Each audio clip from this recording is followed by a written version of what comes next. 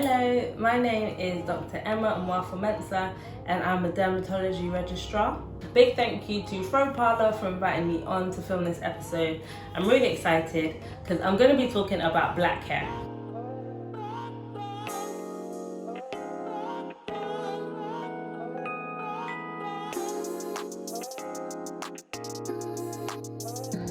Just to start with a disclaimer, I by no means consider myself to be a black hair expert. Obviously, I'm a black woman, my hair is natural, so I have my own experiences. At the same time, working as a dermatology registrar, especially in London, which is so multicultural, I see a lot of black women coming into my clinic complaining of certain problems, and I've diagnosed certain conditions in them.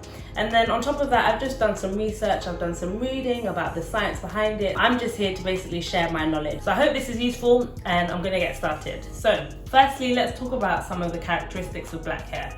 Obviously, black hair is very curly. If you compare black hair to Caucasian hair, the first thing that you would describe it as is having tight curls. It means that black hair is actually slightly less stronger. And the fact that it's so curly makes it more prone to forming knots and kinks. And those knots are the problem that are caused when you're trying to comb your hair, you get that resistance from the knots. Secondly, black hair doesn't absorb moisture as well as Caucasian hair does. So you often find that our hair is significantly drier than our Caucasian counterparts. Lastly, black hair actually grows more slowly. So when scientists have done the experiments and looked at the rate of growth of black versus Asian or European hair, it actually grows more slowly. So you find a lot of people complaining that, oh, my hair doesn't grow or it takes ages to grow. That's a certain characteristic that black women have, and I'm sure all of these characteristics have certain scientific advantages that have developed through evolution and living in hot climates, but it means that for those of us now, there are certain problems that we complain about. Another really interesting fact is that black women actually have lower hair density than Caucasian or Asian women. What that means is if I take a centimeter square on the scalp of a black woman, there'll be fewer hairs there than on a Caucasian or an Asian woman of the same age. And this is important because it means that we have fewer hairs to play with, basically. So just to recap, black hair has lower tensile strength, meaning that it's more easy to break. It is more prone to knotting, meaning that you get that resistance when you comb, and it's less able to maintain moisture. There are a few conditions that we as dermatologists quite commonly diagnose in black people much more often, or sometimes exclusively. One of them is something called CCCA. Those C's stand for central, centrifugal, cicatricial alopecia. And I know that sounds like big English. All it basically means is that you get central hair loss that starts in the middle and spreads outwards. Cicatricial means scarring, means that the scalp actually gets scarred.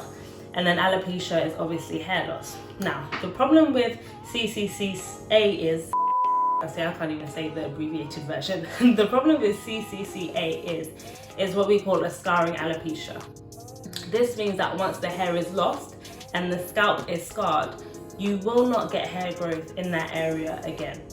When people come and see me and I diagnose this condition, I can say the most I can do is prevent you from losing more hair, but I can't cause the hair to grow back on the area that is already scarred. So what's important is for you to know about this condition now so that you can prevent it. CCCA has a lot of correlation with black hair practices, including tight cornrows, tight braids, relaxers. All these damaging things we do to our scalp makes you more prone to CCCA. Even dreadlocks, which we consider to be safer, if they're too heavy, they cause a lot of strain on the scalp, and that can make you more prone to CCCA. The second one is traction alopecia, and this is just a fancy word for that condition that you see a lot of women have when they've lost their edges. It's just caused by traction from certain hairstyles. Traction alopecia causes these little white things at the tip of the hair, and they're called hair casts. Now, you may have noticed that maybe you've got your hair, you've got your braids done, they look nice and tight and neat, and you've noticed these little white casts at the tips of your hair. You might have just thought they're dandruff, but they're actually evidence of inflammation, which is being caused by you pulling your hair at the tip of your scalp. It is not good. And the problem is, if that inflammation continues, you will eventually get a scarring alopecia, which we want to avoid at all costs. Another condition is called Trichorrexus and Dosa. And this usually happens when hair has been over-processed by either chemicals or heat. So what am I talking about? Relaxers, straighteners. It makes the hair very brittle and then it just breaks. And in clinical practice, we do something called the tug test. So this is where I'll grab a bit of hair at the root, grab that same bit of hair at the tip, and I'll do a light tug, and we'll see that it just completely breaks. These are 3 common conditions that I wanted to raise, and now I'm going to talk about some of the things that we must do to avoid them at all costs. Firstly, we cannot accept hairstyles that are too tight and pull on your edges. I think we need to have an absolutely zero tolerance for hairstyles like this. So the reason I say this is because we've all done it. We've had our hair done and we're happy because it looks neat. You know, all our edges are tucked in, but you're causing traction on the hair, and this is going to cause a traction alopecia eventually. Sometimes older women are aunties who just don't have edges because there's been years and years of traction and putting all this force on your scalp. So we cannot tolerate these tight hairstyles. You should never have to take painkillers because you've just got your hair done. You should never have, you know, that thing you get when you have to stick your neck out because your hair is so tight. We cannot accept these things anymore. But secondly, our obsession with having every single hair tucked back is not good for the hair. I love having my hair slicked back once in a while. I think it's great, but we cannot slick our hair back tightly every single day. Again, you're putting traction force on the scalp, and that really makes you prone to traction alopecia. Secondly, or thirdly, relaxers. I think it's really important for me to say at this point that I don't really have any particular hairstyle that I think is better than another, but we need to develop good hair practices.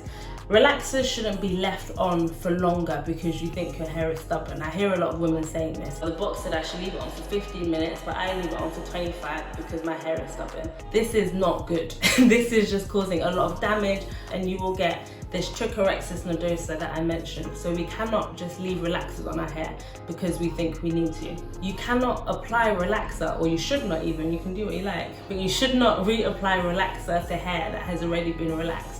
When you're retouching your hair, it's meant to be for new growth. We need to get out of this habit of reapplying relaxer to hair that has already been relaxed. Also, we cannot tolerate burning from relaxers. Please don't leave your relaxers on to the point where you're getting burns, and do apply Vaseline just to protect your scalp. And I think one of the biggest tips as well I have is that you need to give your hair breaks in between hairstyles.